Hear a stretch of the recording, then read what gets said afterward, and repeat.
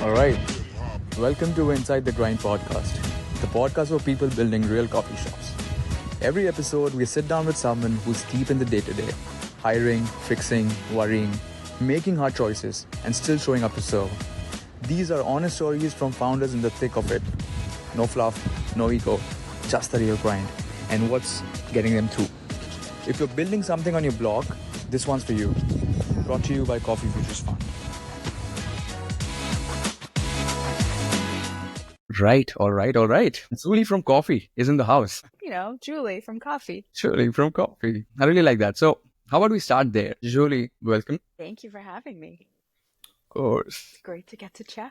It's great to get a chat. I'm so excited. Tell me, I'm really curious about Julie from Coffee. What does it mean? What does it mean to you? It's, of course, the name, of course, but the story behind it. Tell me. Yeah. Julie from Coffee, it's kind of sort of a little cheeky joke that I have with my partner because we both work in the coffee industry. And so sometimes, we might call each other and be like, oh, is this Julie from Girlfriend or Julie from Coffee, depending on kind of what we're going to talk about that day. And so it's kind of a joke, but then it also kind of makes sense in my world because I feel like that's how I meet a lot of people, or I like to meet a lot of people. And a lot of times I'm like, it's Julie from Coffee. We met over coffee. We met at a coffee event, or, there's some sort of coffee angle. And so I like to, that's how I remind people, oh, it's just Julie from Coffee. And probably that's what we'll be talking about. That's so cool. I imagine people now know you as Julie from, of course, they know you in person, but that's the brand that they know you as. Is it? Is that the case? Yeah, it's not like a super intentional brand per se, but it is something that I'm like, yeah, it's just sort of easy. And I have sort of tried to build a little bit of brand now. Yeah, Julie from Coffee. So cool. I love this organic creation of a brand, right? Because it's not really brand for the fun of it, but it's like, you like doing something, you do it, and then you organically, it becomes a brand. That's the best part, right? That's so cool. How do you feel about that today? Coffee. That's kind of my coffee story too. And so, it's not like a super, oh, I planned this all out, but it's things that sort of happen and then they feel like they make sense and they become sort of a home. Yeah. Talk to us about the home. Where did it all begin? Take us to the beginning. Sure. So I have been in coffee for just over 15 years, and I got my start in coffee because of a delicious vanilla latte. I think a lot of people have become casual coffee drinkers and don't really think anything of it. And it was just so happened that I was working in Washington, D.C. at the time, going to my day job, stopping at different coffee shops in my neighborhood that I lived in. And I happened to walk into one and I ordered my usual drink, which was at the time a vanilla latte. And I remember being so taken by this vanilla latte. I'd had, hundreds before, but this one was just, it was sort of cloud-like in sort of the way that it was foamed perfectly, the vanilla balance between the espresso and the milk. It was just sweet and it was this perfect drink to me that really just sucked me in. And on top of that, it was also the space I had walked into. And so I walked into this somewhat hipster coffee bar and kind of nervously walked up to the counter and ordered my drink and thought, oh, these baristas are going to scoff at my very like fruity sort of order. And they were super chill about it. And they were very happy to serve me and provide me that latte. And it sucked me in and I was like, this is delicious. And it became part of my morning routine. I went out of my way to go to this coffee shop, to try this coffee, to drink this coffee. And that's kind of what got me started on my journey in coffee, is that I was like, this is so much different than some of the other coffees I had tried before. And it gave me the confidence, being in that space too, to then also order not just a vanilla latte, but a latte. And then a cappuccino, and then, just to try black coffee and really discover that. And so that is my origin story in coffee, is that it was a single vanilla latte, but it was also in this space, in this wonderful coffee shop that really got me to continue. Oh, wow. That is so cool. I never knew that. I mean, the way you described the coffee, the vanilla latte, Julie, I'm telling you, I could virtually imagine it and possibly even taste it. Hey, you know what? Yeah, I can see this. I can feel what you're saying.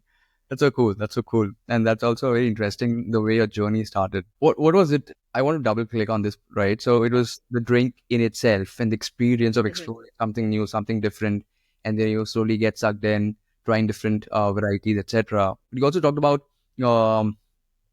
how inclusive or welcoming the barista was when you, and so what was exactly the feeling? Because now you took some steps to get yourself more involved in the industry, and also not just work wise, but more involved, immersing yourself in the industry. Yeah, I think it's like this for a lot of people where coffee is maybe the thing that brings you to the door, but what kind of gets you through the door and keeps you coming back is the environment, the people, it's just kind of the sum total of things. And so it's the coffee shop owner that's created this space for these baristas to look like they're having fun while they're working, and also be engaging to their customers as well, too. And so I think that's what brought me in. It's like, these baristas look like they were totally hipster. I think your stereotypical sort of hipster look in Right. so many ways. And it was, and in so many ways that could be standoffish, right? I walked in expecting to kind of have to work through some attitude or things like that. And then I was kind of pleasantly surprised that, it wasn't that way. They were totally just willing to meet me where I was at and willing to kind of chat with me and kind of engage me in my day. And day in and day out would continue to sort of do that. And so it was awesome because I was like, this is a space where Yeah. folks feel like they can be themselves and then also get a delicious cup of coffee. And so it not only encouraged me to continue to come to that space, but Yeah. I started seeking out other spaces like that, right? And I started talking to all the other customers around me or the other baristas, and that's kind of what sucked me in, is like, oh, there's just so many different people who are here, but we're all kind of sharing this coffee love and trying to, either get out of the way, or maybe we're spending a few hours like chatting, reading books, whatever, in the coffee shop. So it really became like sort of started to become my whole life, Whenever. because I was like, okay, I figure out more. Like, it's, the vanilla latte isn't enough. Suddenly I'm like, I kind of want to learn a little bit more about this coffee. And so I took a course, and then it was I think I need a part-time job in this. And then the part-time job became, and I'm so much happier here serving coffee to people and connecting with folks, that people used to think that I was super over caffeinated. Like, oh, you must have like 6 or 7 coffees a day.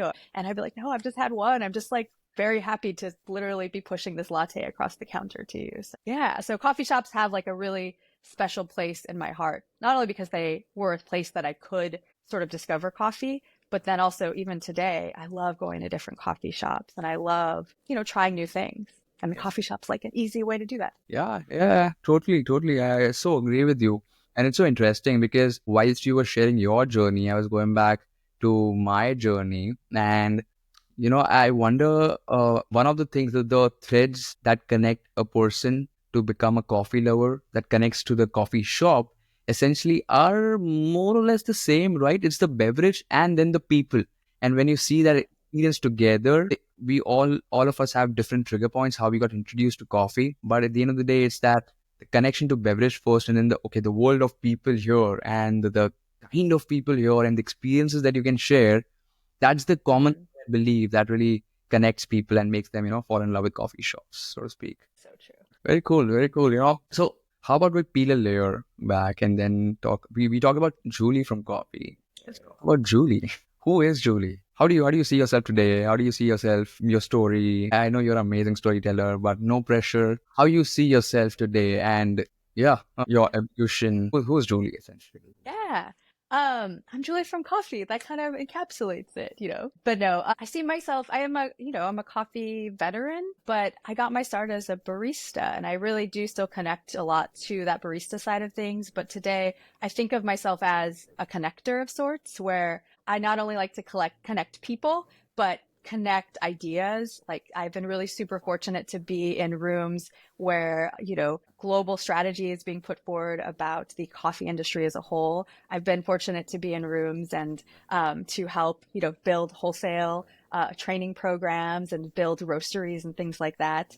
And I've also just been fortunate to be in rooms with other baristas, talking about the things that we love and trying to figure out how best to be baristas as well. So pulling all those together, and that's just, that's just a small portion of the things that I feel like I've done in my coffee career. I loved connecting those dots. I loved sort of seeing that, like, hey, someone I met as a barista, I actually am still, I might come full circle and meet 10 or 15 years later now, and we're still in coffee and we're still doing our thing. And so I love that sort of connection through line. And I love also the idea that these things that as you learn more about coffee and get more into coffee, you get to build and grow and like connect. So it started for me as a vanilla latte, but then it became oh my gosh, it's part of a larger community. And it really connected me to the community I was living in. And then I connected to this larger global community, first with baristas who are competing in these world competitions, to sort of this global conversation about how do we get coffee? Where does coffee come from?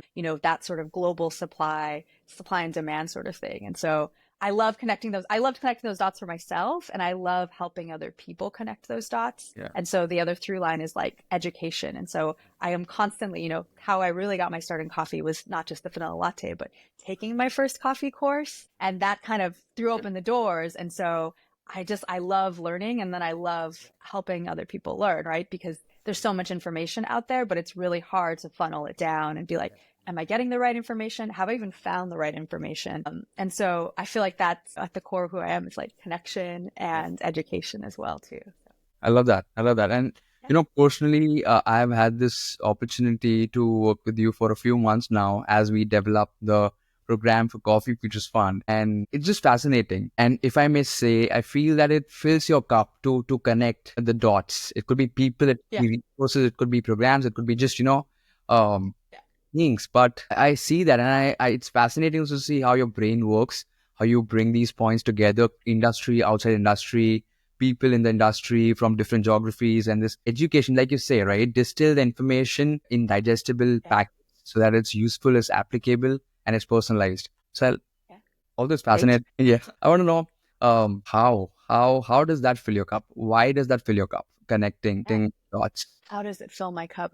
Connecting the dots fills my cup because I think I'm just eternally curious. I always kind of want to know the why of things. I'm not satisfied with just being told, oh, it is the way it is because someone told me it is. I like to kind of understand how things work, because I think that also makes it better, right? It helps us sort of strive for better. Like I sort of sometimes get obsessed with you, like, well, how could this be better? How would I put my own spin on it? Or how might this look in a different setting? And I'm always I've been sort of trained to think of how can you make something better, not necessarily just for the sake of better, but if I'm dissatisfied with something or I find some sort of friction, it's not just enough to be like, oh, like, I don't like this, I'm going to walk away, but more that question of how can I improve this? How can I contribute to this to make it something that feels more cohesive or more fluid or more engaging? And, so that's kind of what drives me at like the heart of it, is that curiosity and that drive to be like, how can this be better? Bringing people sort of along for that, or joining people who are also sort of interested in that. And coffee in so many ways, like I feel like every single coffee person I meet is sort of driven by the like, oh, I got into coffee because not maybe like I thought I could do it better, but because I just wanted to contribute to this. I wanted to be part of this, and I wanted to kind of see where it could go, and I thought I could kind of add my own take on it. And that sort of that exchange is that's what fills my cup, as you say. It's wow, it's so cool to have that different perspective on even just a single cup of coffee kind of thing. Hope I was like, does that answer the question? I'm just thinking because that's very interesting also, because like you said, you look at things, if you don't understand, if you understand, if you have a different take, you try to make things better if possible, if it's helpful, etc. And which is also so needed in our industry and just in the world today, right? People take things at face value and they either accept it or reject it. It's left swipe or right swipe. There's no in between. People don't want to apply their minds. People don't want to apply their heart to it and not take effort per se. No one's fault, but it takes, in today's world, it takes an extra effort to be that giving, to have that mindset and energy to put into something to make it better for people. I love that. But I find that that's true. It almost feels universal amongst coffee people. So I feel like there's a high concentration when you join the coffee industry that you kind of have that in you. So. Absolutely. And on that note, how about the Coffee Futures Fund, right? So Coffee Futures Fund is about uplifting the bottom of the pyramid in so many ways. It's young, emerging coffee shop owners who are in the early journey of their coffee shops, who are connecting with the audience, connecting with their vibe, connecting with people to serve their favorite beverage, right? To make lives better and experiences. I know you spend a lot of time with coffee people, right? So Yeah. What do you see today? What are you hearing today? What are you observing today? What are people talking about? Yeah, I mean, I think it's so interesting. How do we answer this? What are people thinking about or talking about today? Right now, in this moment, I think people are really concerned about the price of things and how much it costs to buy a cup of coffee or to sell a cup of coffee. That's not just at the retail level, but throughout the entire value chain as well, too, right? And so I think that's what folks are talking about.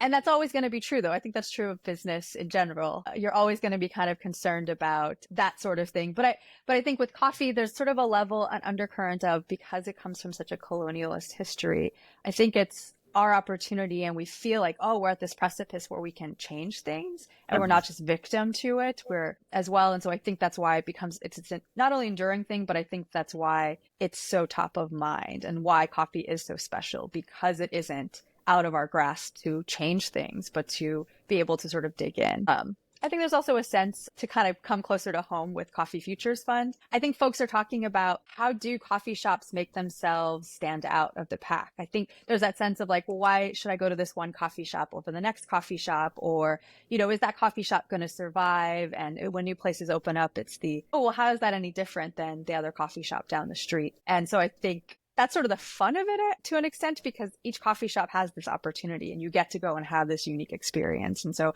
that's always going to be a conversation, but I think it's one that I also enjoy engaging in, because there's always a new thing, a new way that someone presents it, that even if it might look like something else, it's that unique sum total once you walk in that door of the choices that were made, that folks are always going to talk about. And that's what I feel like we're talking about right now. So. Yeah, so true, so true. Yeah. That's it for this episode of Inside the Grind. If something here helped, make sure to subscribe and pass it to another coffee shop or a friend. We all need each other more than we admit. To learn more or join the community, head to coffeefutures.fun. This movement is just getting started. Until next time, keep growing. Your shop matters more than you know.